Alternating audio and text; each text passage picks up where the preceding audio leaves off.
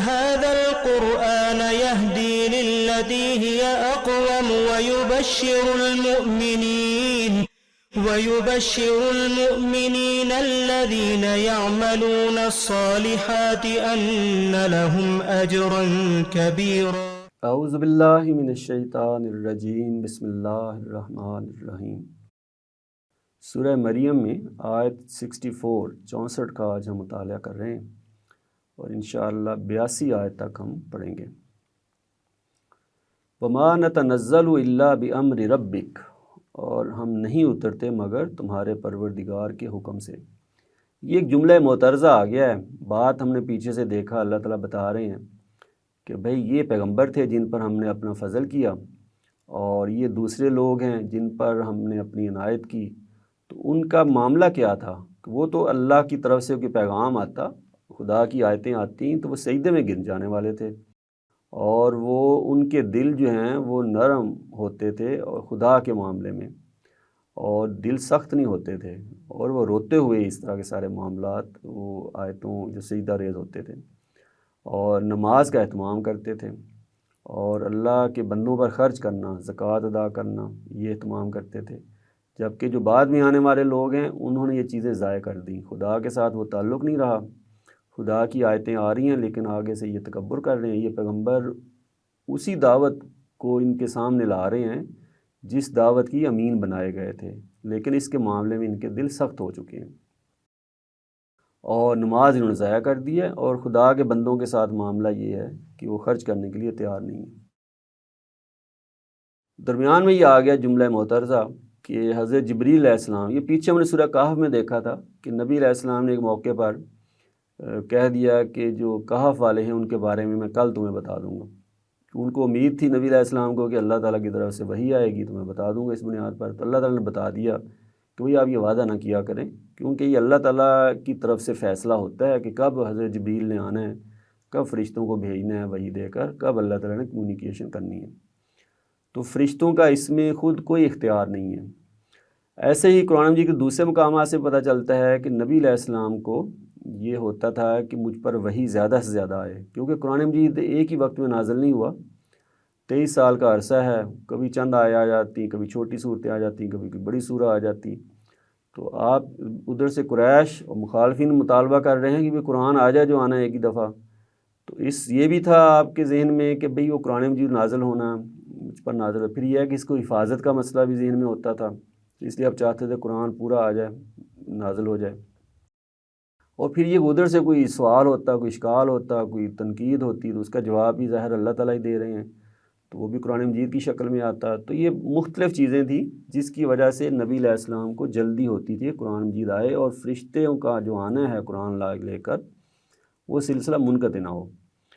تو اب وہ فرشتے بتا رہے ہیں کہ بھی ہماری کیا صورتحال ہے، نہیں ہم اترتے مگر تمہارے پروردگار کے حکم سے۔ بھئی ہم اب مرضی سے نہیں آ سکتے، اللہ تعالیٰ جب بھیجتے ہیں ہم آتے ہیں، ہم اللہ کے بندے ہیں، اس چیز کو نمایاں کیا جا رہا ہے۔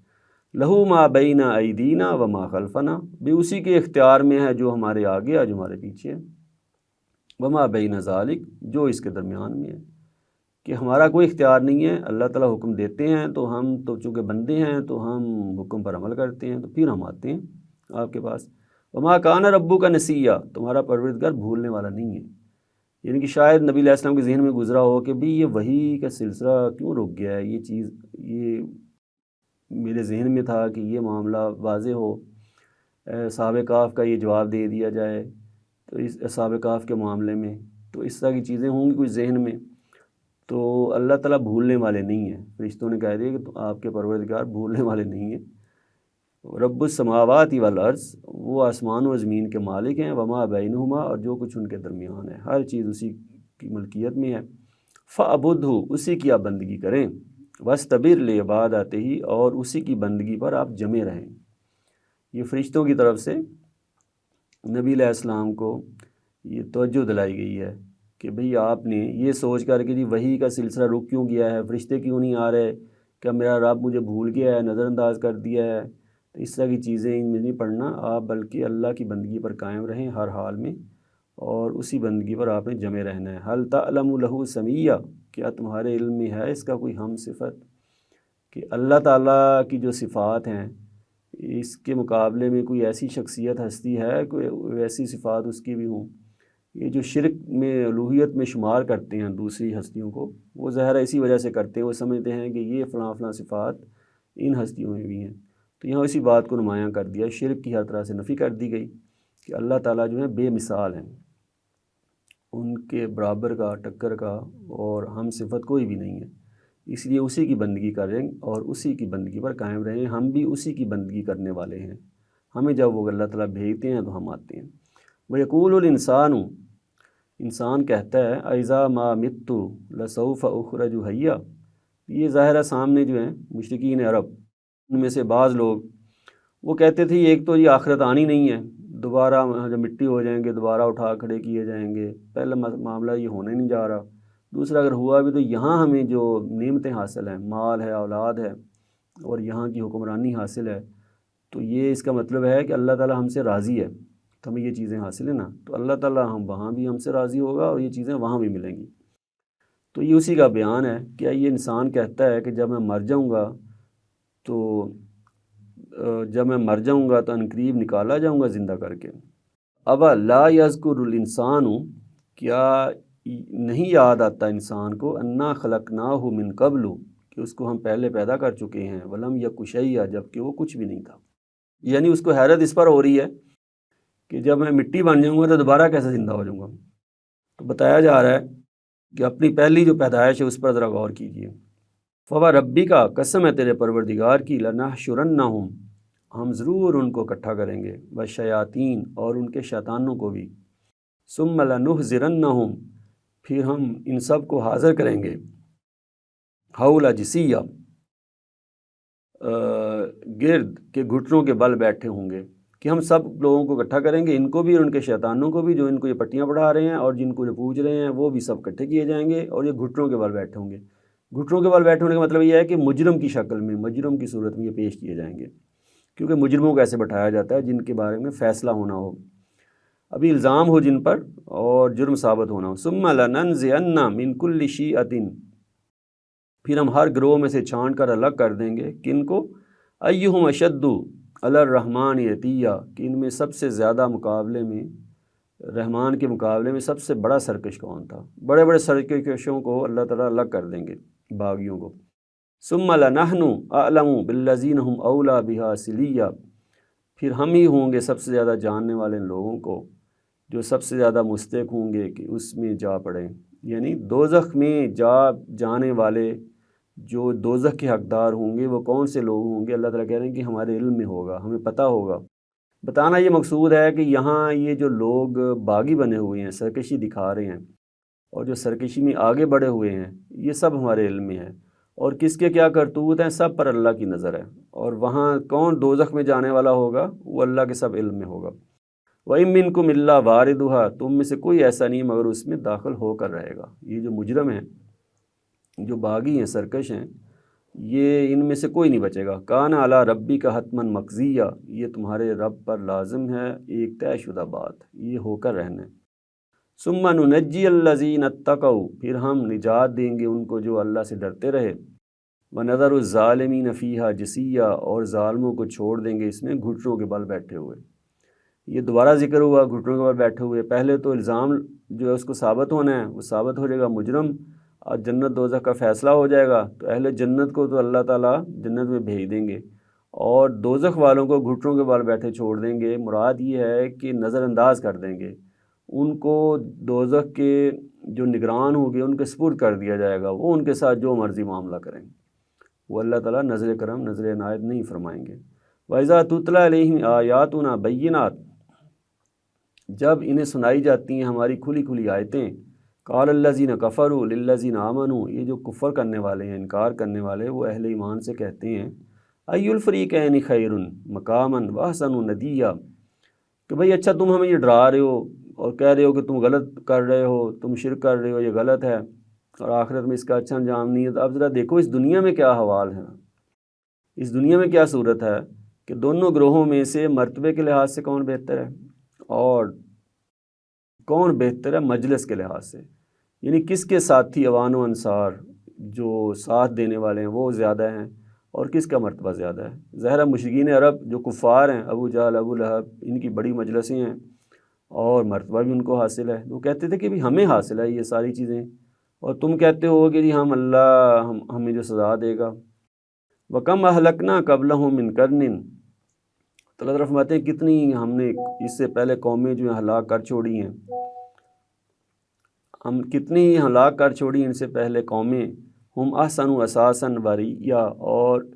جو کہ وہ قومیں جو تھیں وہ ساز و سامان میں اور شان و شوکت میں ان سے بہت بڑھ کر تھیں۔ قریش کو جو حاصل ہے وہ تو کچھ بھی نہیں ہے، پچھلی قومیں جیسے ذکر کیا تھا کہ قوم عاد ہے، قوم سمود ہے، اور فرعونیوں کو جو چیز حاصل تھی، تو وہ جو قریش کو حاصل ہے یہ سمجھتے ہیں کہ ہمیں اس دنیا میں یہ جو مال و دولت، یہ جو رتبہ مجلس حاصل ہے، اس کا مطلب یہ ہے کہ ہم اللہ کے پسندیدہ بندے ہیں۔ کل من کان فی الضلالۃ فلیمدد لہ الرحمن مدا، ان سے کہہ دو جو گمراہی میں پڑے رہتے ہیں تو ان کے ساتھ اللہ کا معاملہ یہی ہے کہ اللہ پھر ان کی رسی دراز کرتا ہے، خدائے رحمان ان کی رسی پہ دراز کر دیتے ہیں اچھی طرح، ان کو ڈھیل مل رہی ہے اس لیے یہ ایسی باتیں کر رہے ہیں۔ حتیٰ اذا رأوا ما یوعدون، یہاں تک کہ جب وہ دیکھ لیں گے اس چیز کو جس کا ان سے وعدہ کیا جا رہا ہے۔ وہ کیا وعدہ کیا جا رہا ہے؟ اما العذاب و اما الساعۃ، یا ان پر عذاب الہی آ جائے گا اسی دنیا میں، یا پھر قیامت برپا ہو جائے گی۔ فسیعلمون من هو شر مکانا واضعف جندا، تو جان لیں گے کہ کون برا ہے درجے کے اعتبار سے اور کون کمزور ہے جتھے کے اعتبار سے۔ ابھی تو یہ کہہ رہے ہیں نا کہ ہم جتھے کے اعتبار سے بہت طاقتور ہیں اور درجے کے اعتبار سے ہم تم سے اوپر ہیں، ہمارا بڑا مقام و مرتبہ ہے معاشرے میں۔ تو اللہ کہتے ہیں کہ جب وہ عذاب آئے گا نا تو پھر ان کو پتہ چلے گا کہ کس کا جتھا کمزور تھا، طاقتور تھا، اور درجہ کس کا کم تھا، زیادہ تھا۔ تو اسی کا بیان کیا نا اللہ تعالیٰ نے سورہ واقعہ میں کہ وہاں یہ جو ابھی اونچے ہیں وہ وہاں نیچے ہو جائیں گے، یہ سب الٹ ہو جائے گا۔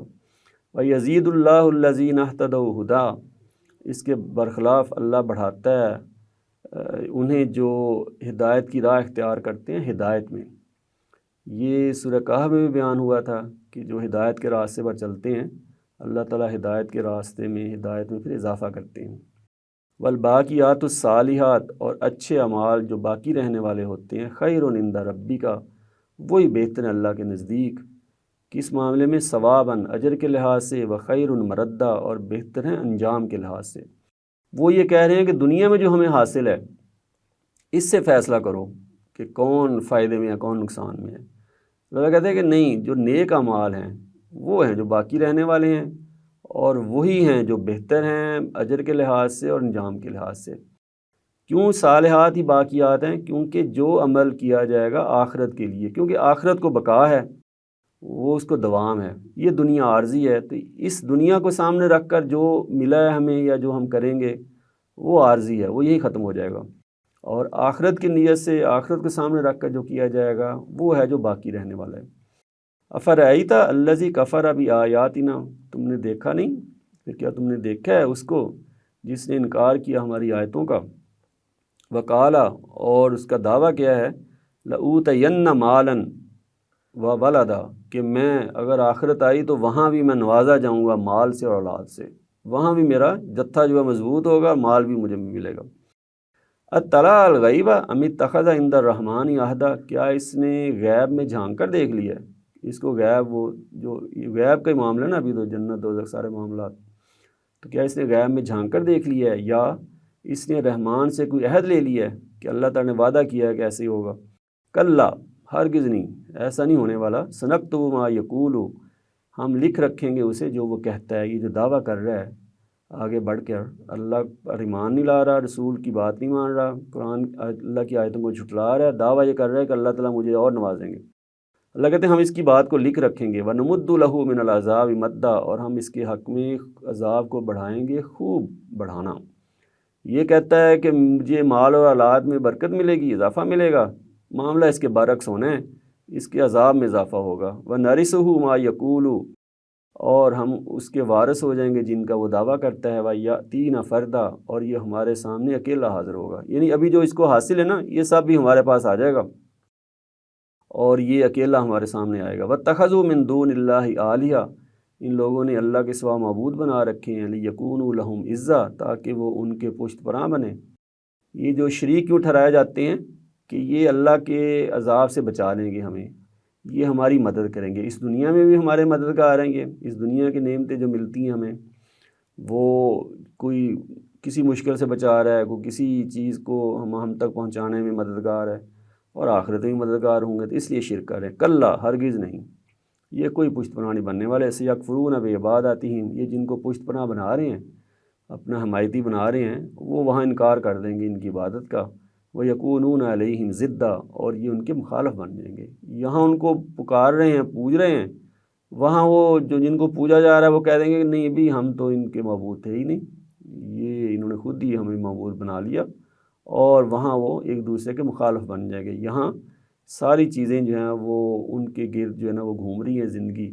ان پر چڑھائے جا رہے ہیں، ان کو راضی رکھنے کے لیے سارے معاملات کیے جا رہے ہیں، اور اس کے مقابلے میں اللہ تعالیٰ جو اصل حقدار ہے ان سب چیزوں کا، بندگی کا، پرستش کا، اطاعت کا، وہ اس کو نظر انداز کیا جا رہا ہے۔ تو بتا دیے کہ وہاں جا کر معاملہ اس کے برعکس ہونے والا ہے۔ وآخر دعوانا ان الحمد للہ رب العالمین۔